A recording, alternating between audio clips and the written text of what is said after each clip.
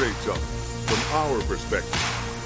This is Mancave Live with your host, Lexington Steele, and co-host, Andre Lavelle, and Johnny Depp on LA Talk Radio. Let's get it in. Well, people, it is the Man Cave Live Show with your main man, Lexington Steele. I'm in the house. Now, I have my good friend, Hollywood actor Thomas Bell is joining us on the Man Cave. What's going on, big man? Yo, what's up happening today, man? Oh, man, it's all good. As a matter of fact, going on, huh? You know, this is the second time that you visited the show, Tom, so I appreciate the fact you're joining us tonight. We're going to be talking about, certainly enough, a number of topics as we anxiously await the arrival of Miss Barika Crooms, who is a corporate executive in Los Angeles as well as an actor. She's going to lend certainly enough another comparison perspectives-wise as a woman to the Man Cave. So tonight, it is indeed April 16th, and it is another sunny evening in Southern California. Yes, it is a nice warm one today, wasn't it? It was nice, man. I mean, I didn't get out much because I was in the office all day. Lucky us. You know, now I wish I was doing other things, but when I'm doing those other things, it tends to work up a sweat. So, but we won't touch on that on the Man Cave. A lot of stuff happening, man.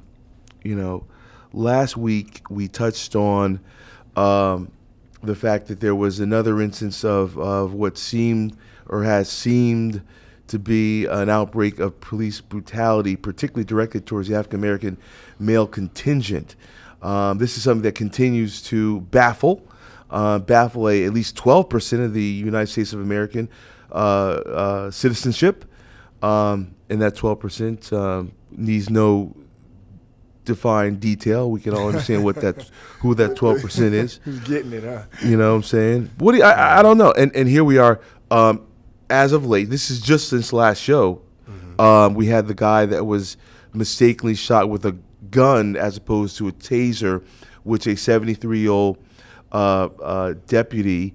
What was that dude doing with a gun in the first place? Very, very good question. He was a volunteer. He was a volunteer. Had been deputized. With full duty? Well, yeah. Oh, wow. Now, as I understand it, at the right young age. Well, he spent a year in the Arizona, some police department within the state of Arizona, but he failed to complete his probationary period, which means, does that mean that he was fired? I'm not sure what that means, but one can derive that they probably would have taught him how to tell the difference between a gun and a taser. Yeah, well, this is back in like 65, 66, when he was a young man, and he failed to complete his probationary period, and so I guess that meant that they let him go. Yeah. So he failed to become a cop back when he was young enough to be so. And then now the ripe old age of 73. He tried to live the dream. Evidently he had been a very successful insurance man. Side the cowboy up. Right, but big supporter of the sheriff and his campaign to continue being sheriff in that particular town. And so we now, ironically enough, or interestingly enough, as I understand it, as described by police departments and their representatives on such channels as CNN, the taser is worn on one side of your hip and your handgun on the other. So I don't care if someone would suggest muscle memory in a time of high adrenaline, fight or flight. Number one, there was no need for flight because he was they were grappling. There were several cops around. Several had him. And, They had him pinned on the ground. So he was already pinned down on the ground. They said the words, I don't know which one said taser. And next thing you know, it's pow, pow, pow. And then, I'm sorry. And then you hear another cop was in the background. He shot him. He shot. It was like, we're not making light of the circumstance. But if you listen to the other cop, the other cop was so could not believe it. He was like, yeah. And if you listen to what the cop wasn't saying like a fellow officer or brotherhood of the officer of the shield. He was like that motherfucker. That motherfucker shot him. Oh my, what? Yeah. I mean, y'all see that? Yes. Exactly. So people, it begs the question, when these things are happening, I mean, we're all watching these same things transpire on television, and I want you to call in at 818-570-5085. Once again, here on latalkradio.com, you're watching The Man Cave Show with Thomas Bell in-house, Lex Steele, your main man, as host. 818-570-5880, 818-570-5085. You got that, people. Call in, because I'm going to ask you guys this. I want you guys to contribute out there. We're all seeing the same things. I don't understand how there are so many varied opinions and dispositions as to how these things are transpiring. You know, I just want to also, I wanted to get you to talk to me about, I think it's only fair to differentiate between what I think was a truer villain here. I get that I don't know if the guy shot him purposely. I think he might have been, you know, I don't know. Maybe beyond, like an old person who should surrender their driver's license at a certain point. Yeah, 73s. Right. And he wasn't even supposed to be. There was a gun sales sting. Yeah. He was the one that was supposed to be over at the house where he lived to deliver a warrant. Yeah. So he was definitely out of his element. He was definitely not where he was supposed to be. Obviously wasn't trained properly to handle situations such as this. And he wanted to get some action. So I would say that, you know, the people that allowed him to have that gun should be liable for that. Yeah. But the real villain in this case is the officers that were on top of the gentleman while the guy's bleeding. Like, dude, you shot me in the back while I'm laying down. And their comment was, I'm going to repeat it verbatim, fuck your breath. Exactly. You know, he's like, I can't breathe. You know, I'm losing my breath. Fuck your breath. Yeah. And as he was pressing, as he's sitting on his head with his knee, this brother's head. His knee was grinding into. I mean, he was on there good. He was sitting on a guy. Right, exactly. A guy who shot. Right. A guy who shot being held by multiple officers. Right. And the guy that said "fuck your breath" had a knee in his ear and was leaning on it and being very, very aggressive about it. And I'm like, you got a guy down. He shot. He has multiple people around him. Does he pose? Is there a continuing threat there? Any reason to keep talking shit? I sincerely doubt language, but, you know. that he at that point was presenting any type of threat, having been shot from close range. Now, the reason why that we have returned this subject matter on the Man Cave, I know we covered it last week, people. It begs the question: if this were a white citizen, would the same scenarios unfold? Number one. Number two, if these things occurred, then what would be the expeditious justice afforded to the offending officer? I would beg the question as to whether it would play out similarly or vastly the converse. And I think it would be the converse. Quite possibly. You know, I just stepped away for 1 second to catch this. To catch this news information regarding some of what happened. So I can't comment on what you said. Well, you know, it just is something that I just wanted to bring out. I mean, you know, I do think that some of these instances may be mistaken for being racially charged. I think in some cases, and I don't know whether it's a majority or a minority, but in some cases, it may be an instance of over exuberance of the police officer, not necessarily being a racial issue, but just an adrenaline charge thing. Yeah, you know, I agree with you on that. I agree. Not to cut you off, but before I leave this thought, you've been in the military, correct? No, I haven't. Okay, but your son is my son okay. In the military now, you know, by way of experience, I understand that if they don't see action, there's always an anxiety towards actually getting some action in. Yeah. Is that something that police officers might also want I've had them describe to me personally, police officers saying they're a paramilitary group. So I'm wondering, I know they see themselves that way. That's how they see themselves. I know that's how they more than one officer has described themselves to me in that manner. And I don't mean to put that in a negative or positive light. I'm just, in answering your question, they see themselves that way. So I would assume that that's a fair conclusion to draw. Well, and as well, we have to say that there is the understanding that the police officers need to make it home as Safely. well. Yeah, every day they've got God loved they're out ones. there. And they've got loved ones waiting for them to make it home unharmed. I'm simply saying that you know, the racial element is going to be there, is going to be present in any circumstance, whether it's a finite or whether overt. But this is a case where it may not be a re-education, a cultural re-education. I think that a cultural re-education might be too great a reach, if you will. Yeah. What I think perhaps is that this requires a re-education as to self-control in a circumstance where you have already achieved the submission of whomever you are seeking to subdue.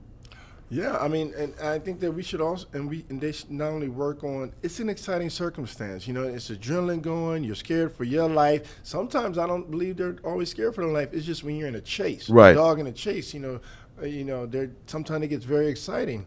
But I think that we should also focus on the jobs not done yet racially, and because that adds fuel to the fire. I think that's partially why we think it's racial, because a lot of times it is someone of another ethnic group, and that's probably fear-based, prejudice-based type stuff from history coming into play that we don't pay much attention to anymore. Well, there is a certain thing called historical DNA, and it's evident amongst mammals. Yes. And this is a new methodology would reveal and point to the fact that there's being more credence linked to that philosophy, that there is a historic DNA that is present in the human mind, in the human brain. Yeah. And certain things that have happened, certainly enough in the cultural history of America, the United States of America, by way of distinction, Canada or Europe or South America, or certainly enough Africa.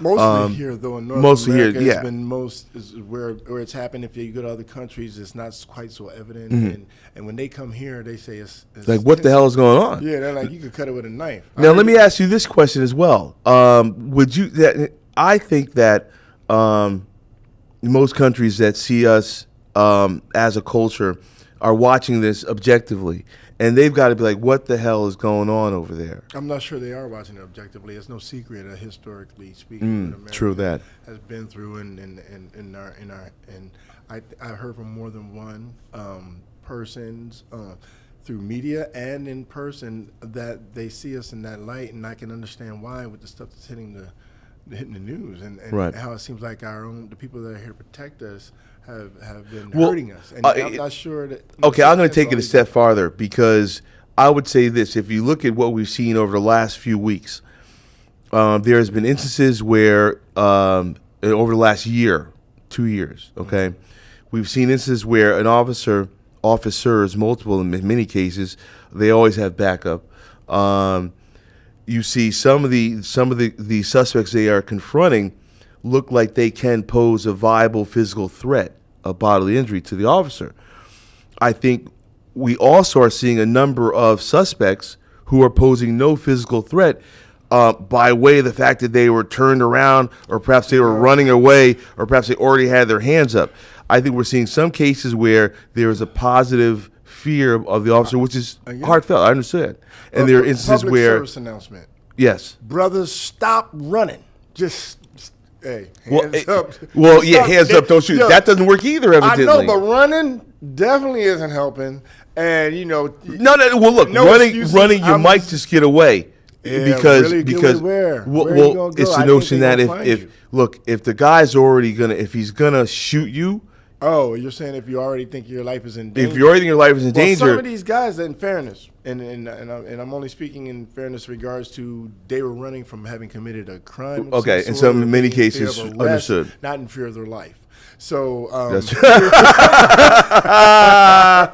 saying if the brother's running like he stole something, well, he probably did. And the officer just happened to be doing his job, right? But I just say, you probably, not many do get away. From what I'm understanding, and so, especially these days with what's coming about, I mean, I don't know if it's worth it. I don't want to die, and so the cop walks up to me, I immediately do everything I can. And I know it's not guaranteeing me anything these days, but my hands go out the window. I'm like talking and the nice clean. Yes, sir. I'm sorry. And there's procedures that you do. Let's take a caller coming in. Sure. And I want to make sure we get into this other situation regarding the topic. Right. Hello, caller. This is Lex and Steele on the Mancave live show, LA Talk Radio.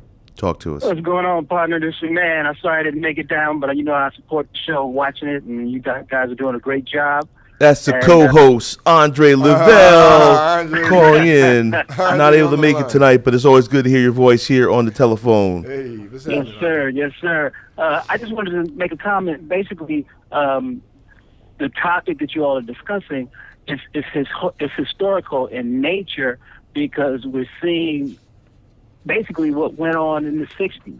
You know, the difference is now that they have cell phones and instantaneous access to media to put it out there.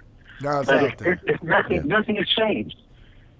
In fact, I would even say that it's propelled because of the racial tensions and the feeling that white America has lost power because of the induction of a black president. Yeah.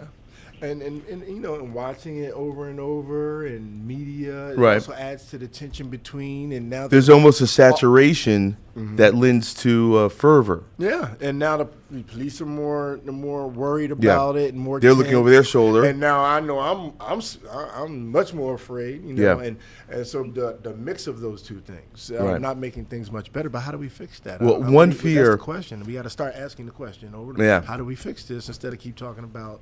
Well, that's why I said earlier about fixing it. Is it possible? And Dre, you're still with us, right? Yes. Okay. Is it possible that a re-education is not a re-education on the racial attitudes that we have in America may not be the issue? I think is a re-education as to the application of aggression and personal discipline in these circumstances. Because all instances are not racial.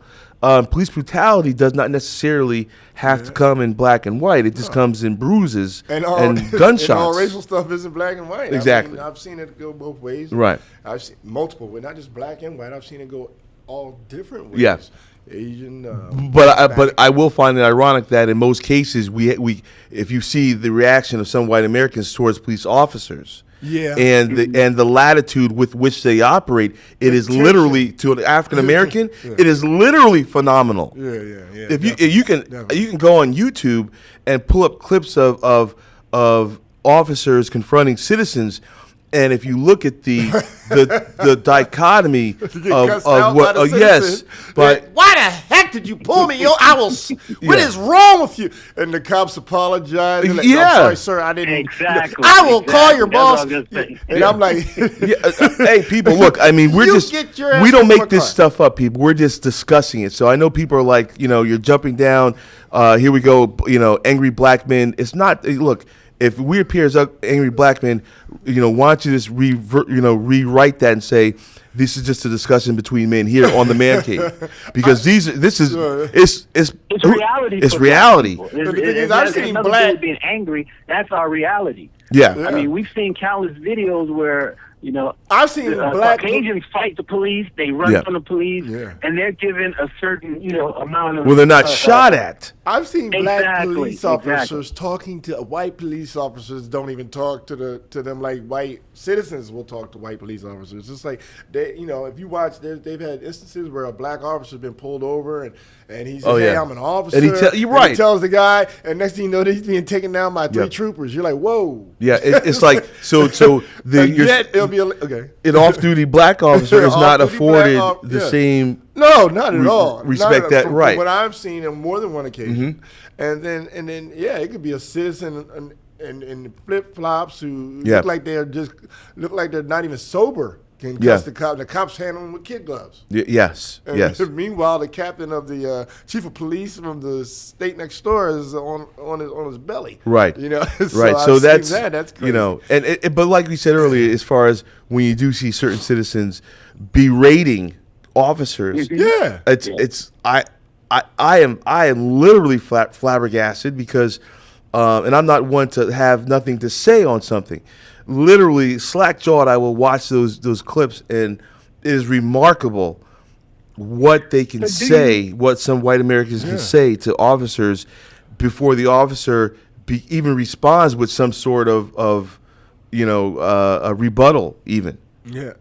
Do you think it's the Matrix, Big Brother, or whoever it may be, a constant desire to have a demon or an enemy, so to speak, to pass certain laws, certain legislation, or to have some sense of control. Because I'm not sure. Before, right after 9/11, it was the Muslim thing, and now Muslim kind of died down in this country, although we're still over there fighting, wars and vilifying Muslim. But in this country, now it. Well, no. You're talking about. So you're asking whether there's perhaps a driving force behind this. Well, okay. I will say that I do believe that in most cases it's a case of I am not going to inflict the same policing of my own as I would towards the other. Whereas if they are pulling up myself, they're going to approach me with a certain attitude. If they approach a white person that is 6'2", 225 in a $100,000 Mercedes, if they're going to approach them in a way that's going to be completely different. When I get pulled over in my car, let me tell you something. How is it that the backup can arrive well before the officer even makes it to my car? They already called it in. I got pulled over pulling out my driveway. Man. Yeah. The day Obama won, I was pulling out my driveway, and they pulled me over for squealing my tires. Told me to calm out down. Of your drive. I pulled out my driveway. He said, "Hey, kind of excited, aren't you?" This is right after the election. Yeah. Kind of excited. Just calm down. Now, had his gun out. For squealing out my driveway, I'm 2 blocks from the police station. They know me in the area. I've never been in trouble in my life. Now, if I stand, pardon me if I stand corrected, but is it true that when an officer takes your looks at your light, runs your license plate when he's behind you, that he already knows your registration or who's the car registered and what have you? I got stopped. I believe that's true. Yep, I got stopped in Simi Valley. Now, I did make a bad turn. I did make a driving violation. The officer pulled me over. Mission right here on air. Right? and no, I did, right? And so as she approached my car, literally another backup was already pulling up, a second car. And when I gave her my driver's license, insurance, and registration, she had it in her hand and then looked down at me and said, "Is this your car?" And I looked at her like, what do you mean? Is this my car? You knew you had the registration. You knew the name of the owner when you approached the car. One, it was confirmed when you saw my license registration, and then the face on my driver's license confirmed I was the same dude. And you still asked me whether that was my car. Now I don't know whether it was the car or whether that was. I mean, a fan. Yeah, I wish she wasn't. If she was a fan, I might have got away without a ticket. But she probably would have brought me in for public exposure, inciting a riot. Public exposure. Lewd conduct. I'm known for lewd conduct, people. But you just got to go to the right parties. Did you have a concealed weapon? Hey, on that note, I'm out of here, guys. Thanks very much, Andre. I'll see you next week. That's what's up. That's co-host Andre Lavelle joining us here on the Man Cave. So I don't know, not to beat a dead horse, but I will say this: many people of our generation, Thomas, and the generation before, certainly before ours and what have you, enjoyed a series as the episodes were new, called Cops. Yeah. And if we recall Cops, there was a number of circumstances in which they were chasing subjects and they never shot the subjects down. Now, I beg the question, is the only reason why these people weren't shot on Cops is because the cops were on camera. Yeah. And they always, in the end, they always apprehend the suspects anyhow, which means the cops are going to get you anyhow. They don't have to shoot to kill. Yeah. Why are they shooting to kill? Now, another point I will bring up, and then we can put this to rest, at least for this week. Mm-hmm. Did you see the clip of the officer using his motor vehicle as a ramming device to run into a suspect who was handling a loaded rifle, no doubt, but was walking away from an officer's vehicle? The officer, he had a loaded weapon in his hand. The guy was walking down the street, had fired off one round from a rifle which he stole from Walmart. So he had a rifle. Right. He fired off a round. He fired off a round. Fair game. He was walking. He was about 40 yards from the cop. You got a who was in loaded a rifle car. And you've already shot. Right. That you stole the rifle, you shot already. And they've been following him all day. Yeah. because he was on a crime spree. There's no telling. Okay, but understand this: the main officer was heard on his radio telling all other officers to stand down and back off. Oh. He was totally ignored by an officer who approached on his right, and literally you could audibly hear the officer speed up and literally run into this suspect from behind. You literally see the suspect eject some 20 feet in the air like a rag doll.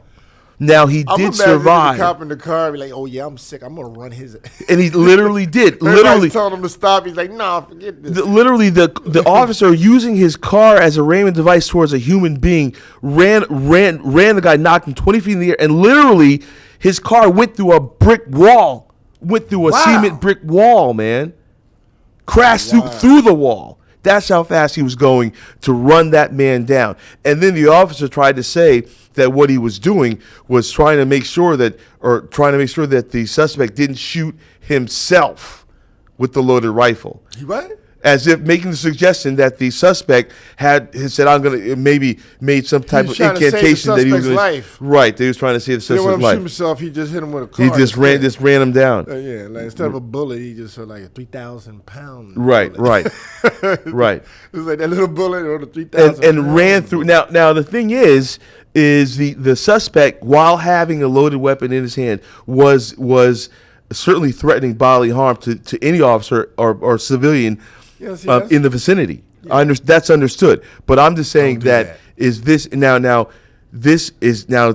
was a Latino suspect. The officers were Caucasian. They were white Americans.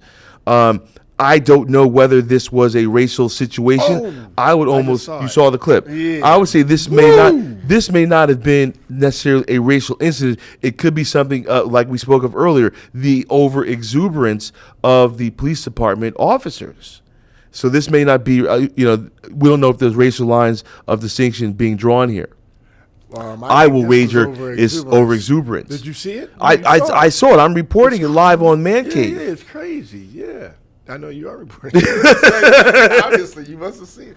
I just saw it for the first time. I'm kind of stunned. Yo, did you see the way dude went up in the air? Like, oh, dude. Because he was behind another cop. Yeah. And it sped around like, fuck. Yeah. He came off. You hear the other cop like, yo, I'm tired of this shit. It's been all day. I want to go home. I want to eat. Yeah. I'm like, he's like, my wife just called. And all of a sudden, this guy like oh man! Exactly. Wow. So people, when we discuss these things, feel free to criticize us for discussing this in a manner that might be opposite of what you may feel. But it is the notion that as we lay these things on the table, we are trying to lay them on the table as objectively as possible, and that's why we like to look at both sides of a particular incident. Some sides some circumstances are decidedly one-sided. In most cases, certainly enough, in what we discuss, it's dubious at best as to whether the motivations of these officers were to protect and serve. Seemingly, they are serving their own overexuberance. And on that note, we're going to move it along to another situation that is a little bit more light in subject matter, but seems to be very, very important over the course of 53% of the American citizenship favor its legislation. 77% of the American citizenship supporting it for medical purposes. It is none other than Mary Jane. Do you love that? Mary Jane. It's been known as reefer. It's been known as, a number of things. But it's been known as illegal. But even as we speak, there are a great majority of states increasingly deciding to legalize the medical and medicinal use of cannabis, as it's known, states. marijuana. In D.C.? Our nation's capital. Yeah, that's a hint right there. Well, here's the thing. If you look at I find, and I want to take it from a legal standpoint. Now, how is it, and people feel free to call in 818-570-5085, how is it that marijuana is a Schedule 1 or 2? Is it Schedule 1 or Schedule 2? On that information. Okay. It's either Schedule 1. Okay, let me ask you this. And people feel free to contribute the exacts on this. I understand that cocaine, MDMA, otherwise known as Molly, ecstasy, methamphetamines, you name it. Marijuana is in the same legal distinction as these chemical drugs. And certainly enough, if you look at one's experience in usage of, not my personal experience, but if we look at the, we're anxiously waiting the arrival of Barika Kroom, has joined us tonight on the Mancave. Good evening, Barika. How are you? Please have a seat. And throw on those headphones. That jump right in. How's everybody tonight? Oh man, good. Now we just moved into the discussion of medical marijuana. Oh. Okay, and the fact that a number of states have begun to legalize it. Okay, now when we just had broached the topic, we're looking at it from a legal standpoint, and maybe you can help us with this. Is marijuana Schedule 1 or Schedule 2 from a legal standpoint?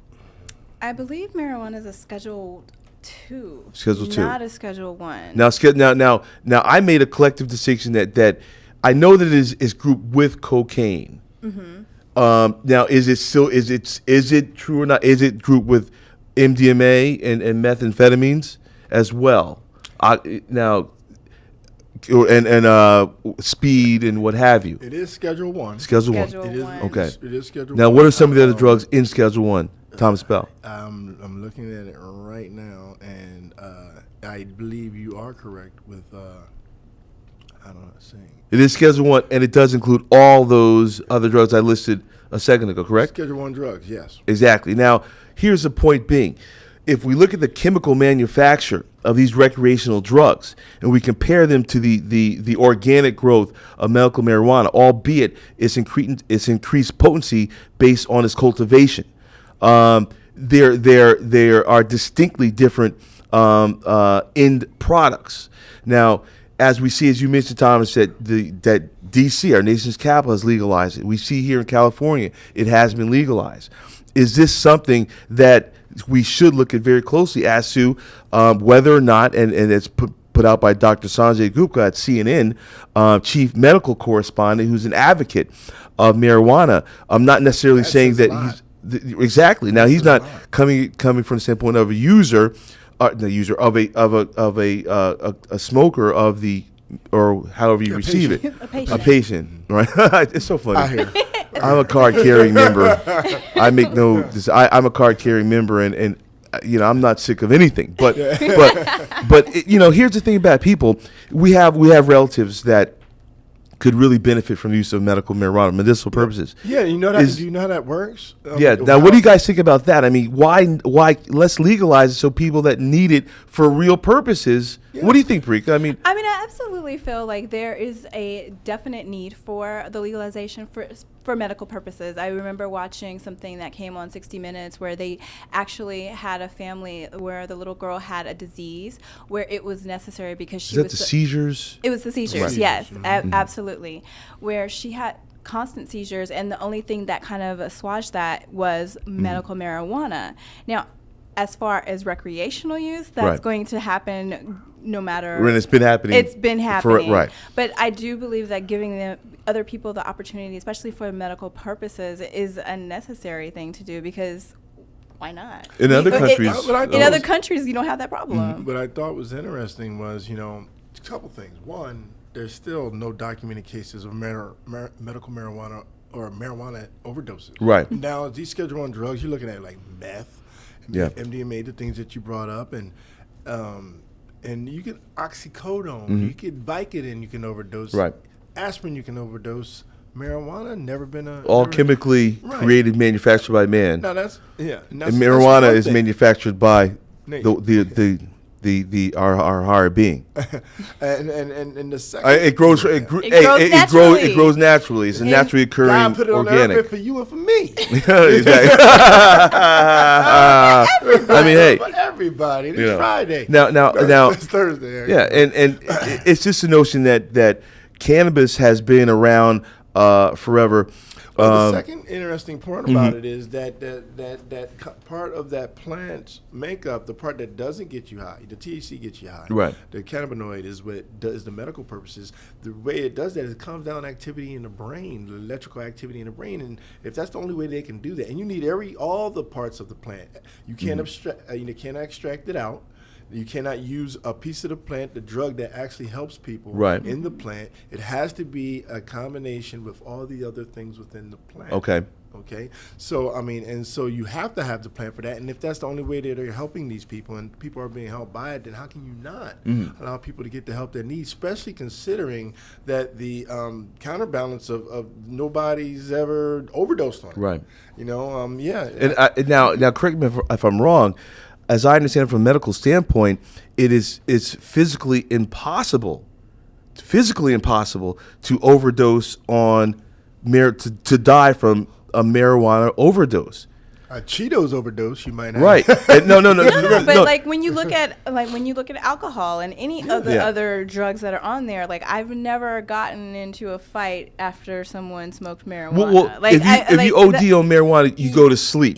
That's what happens, right? And if you overdose on alcohol and anything else, you could die. Now, by way of comparison, people look at this. You can overdose on water. Yes. You can die from water overdose, and we're talking about marijuana, which you medically cannot die from overdose of marijuana. But here's my concern. See, my concern is, what do you do about the fact that children getting hold of it? If it's available, and unless outside of medicinal purposes, medically, right. That's going to lend to. But then again, children also have access to the medicine cabinets at home, and that same problem across the board with other drugs that are legal. But still, we do have to pay attention to what it does to an undeveloped brain. I think it's like anything else that you don't want your children to have. Like if you're an NRA member, you're going to lock up your guns. If you have to take over the counter or even drugs, you don't put them in a place where children can access them. But what do you think about the fact that after a couple of doobies, you might not have the mental facilities to make sure everything's locked up nice and tight before Junior wakes up? No, but Thomas, I really have to ask you to go back 20 seconds. You brought something up that is people, and I can't say enough of this, but Thomas, tell us what let's go into that. Tell us about what it does on the undeveloped brain. Well, it's supposed to be especially bad for the undeveloped brain, for a child's brain, because what it does is it clouds the synapses. So the delivery system of how your serotonin reuptake and so forth. There's an impulse that shoots across through the synapse into your nerves to make you react, and it clouds that up. And in an undeveloped brain, you're clouding up their ability to take in information, develop, and nerve pathways, things like that. You're fudging that. Okay. And there's also more statistics related to that I'm not going to speak through without looking it up, because I want to make sure that I'm absolutely right about that. But it definitely has been called out that for non-adults, it's especially not good. Right. But the wonderful thing about the medical purpose of it is that the least amount of THC usually has higher medical properties. So the part that gets you high is not the same thing that helps them with the seizures and things like that. So that actually the better the medicine is for the child, because children are using them, the less amounts are getting high. So then, and I think in a lab, and if they study it, they can further, modify it, tweak it. That's the problem, is that researchers can't really get access to it because it's a Schedule I drug. So they can't research the properties of it. They can't understand how it can help the general population. All they can do is on side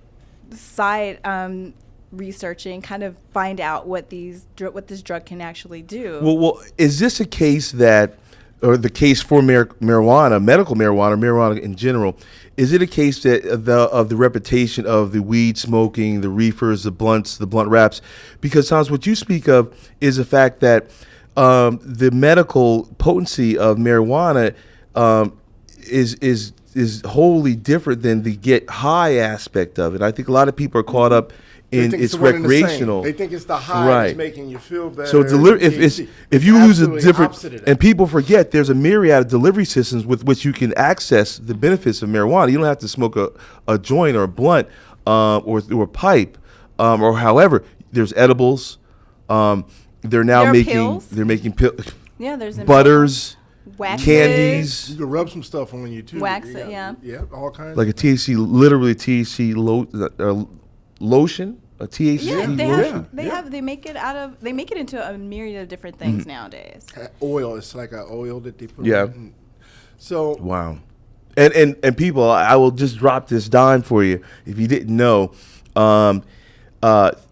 Marijuana, the plant actually produces one of the strongest materials in the natural world, hemp, as we would know it.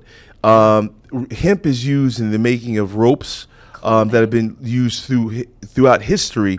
Have made some of the strongest ropes are made with hemp paper. Next to that, the United States Constitution is written on hemp paper. You could literally, some way, smoke the Constitution of the United States of America. That's okay, awesome. Well, and lastly, people wonder why hemp was. Now, when I say hemp, you got to look at the origins, the etymology of the word marijuana. It's actually hemp. Now, hemp was made illegal a very long time ago, but people wonder why. Were they smoking marijuana back in 1780, 1800 when they made hemp illegal? No. What it was, hemp was made illegal so the timber industry could be the primary industry. The timber industry had more lobbyists coming out of the South. Now, the timber lobbyists were competing against the hemp lobbyists.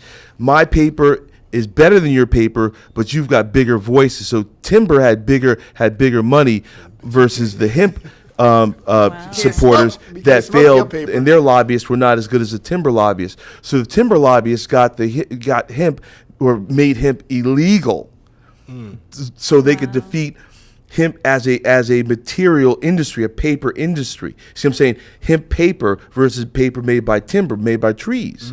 What they wanted was it made by trees, made more money. They had bigger, better lobbyists. That was why hemp was made illegal, not because people were smoking marijuana. Okay, the smoking marijuana predated the illegalization of hemp in the United States of America. This little historical standpoint by way of Syracuse University circa 1993, yours truly. And that's so funny that you even bring that up because like the ecological ramifications of them doing that and how that has contributed to global warming and how that's contributed to like even smog, like it goes on. Like my family is from the South and timber business is a very big business, but that also contributed to like smog and a lot of the runoff of the water because there's no trees holding it in place and then that kills the animals, the deforestation of that area. So just imagine if we had gone the other way and if there were more lobbyists that cared about the hemp industry, like how could that have preserved our environment in a way? True. Very true. Very true. That's very true. More lobbyists need to smoke. Well, hey, you know what? The advocates are becoming more and more powerful. Yeah, they are. Yes, you know what I'm saying? And on Capitol Hill, you do need powerful lobbyists. And so, but you know what's ironic? I really think that what is behind the challenge is that you have pharmaceutical companies, giant pharmaceutical companies, whether it's Pfizer or what have you, Glaxo Wellcome, what have you. They know that that medical marijuana could dispel some of their superiority complexes in treatment. Whereas if you can take something herbal, something organic versus the chemicals that they manufacture and sell at an exponentiated price, it could have a quantum effect on their bottom line. It puts Philip Morris back into control and takes the medical companies back off the shelf, so much to speak. I mean, but if you look at those commercials where they're saying nausea, anal bleeding, you could possibly die, headaches, like the number of different types of anal bleeding, right? Like the number of symptoms that come from these types of companies that are making all of these drugs versus the symptoms of sleepiness and drowsiness. Yeah, overeating a little, maybe a little, hungry, hungry, a little, And you never eat good when you're high. It's never. Give me that. I want to make a salad. I never want a salad. You're like, nah, you give that bowl of Fritos. Some nachos, you know saying? Funyuns. That's true. Yeah. And a Pepsi. Oh man, and you definitely will get a smile. Oh man. Yeah, absolutely. But that's what I hear anyway. Yeah. No, it's something that And the reason why it's so important to me is because if I've known several people who have had or have battled cancer, as I'm sure we all do, when they have to undergo chemotherapy and they lose their appetite, holistically lose their appetite, no desire to eat whatsoever, it's proven that marijuana returns their appetite and allows them to nourish their bodies when they otherwise would rather just sit and not eat. So it makes them want to eat, and it gets them eating. It keeps them, the vitality through nourishment. Being the devil's advocate on the other side, but is it worth what it does to? Like I said, I'm worried about the younger folks that aren't smoking it for medical reasons. Is it worth the fact that Well, there's a drinking age. There's a drinking age for alcohol. Yeah. There could be an age for smoking marijuana. With stiff penalties, because I would hate to see, your 18-year-olds and your 19-year-olds who aren't fully along 21? the road. So let's make it 21. 25. I mean, I think if we could just reclassify it, that's a start. Back to the beginning of the conversation. The taking the step of reclassifying it from a Schedule 1 to a Schedule 2, a drug that, a lower classification would be a step in the right direction. And you also free up the legal system to some degree as well. Exactly. Economic impact, tangible economic impact. Before we get out of here, as we will momentarily. Wow, that was like 3 seconds. Real quick, if both of you can tell us what project we can see you at here in Los Angeles, whether it's on stage or on film, TV, what's going on, briefly, if you could. Oh, the last thing that I've done was a show called The Last Appeal. It's a movie. It hasn't been released yet. I have a couple commercials coming out soon. Yeah, so, nice. Other than that, I just finished a play with Town Street Theater here in Hollywood. I'm on a touring play with Eastern Sky Organization. And you can find me and what I do at thomasbell.tv. That's thomasbell.tv. Make sure they know it out there. All my social media connections are on there, and it'll keep you updated. And as I get more news, I'll make sure I have it out there, and you guys can keep up with what's going on, and I'll keep you guys posted. No doubt. This is Barika, and I also was with Thomas in the Town Street Play Festival. It was great. I saw that, too. It was great. We met there. We actually met there. Yeah, that's true. So you can catch me in the upcoming web series Scumbags, where I will be playing Janice, who is it's like AA, but it's SA for Scumbags Anonymous. What's the premise of that? And the basic premise of the show is that it's a group of people who are trying to become better people by leaving behind their scumbaggery. And scumbaggery can happen in many different forms. And then it's a comedy. You can also catch me April 26th at Town Street and the Stella Adler Theater for Urban Legends, which is spoken word poetry. So if you're into spoken word poetry and you want to get a little bit of taste of that, come out and see some of the greatest artists of spoken word poetry of our time here in LA. It's at the Stella Adler at 6 p.m. on April 26th. And you love it, man. Ladies love spoken word. When I go there, it's packed. Ladies everywhere. We'll make sure we'll check it out. Well, thank you. Thank you, people, for joining us here on the Man Cave. We truly appreciate the fact you joined us tonight. I know there are many options that you could take. We enjoy the fact that you've joined us here. For all the good people here on the Man Cave, we'll see you next week. I am your man, Lex Steele. I'll see you then. Take care. Deuces. Straight talk from our perspective. This is Man Cave Live with your host, Lexington Steele, and co-host, Andre Lavelle, and Johnny Depp on LA Talk Radio. Let's get it in.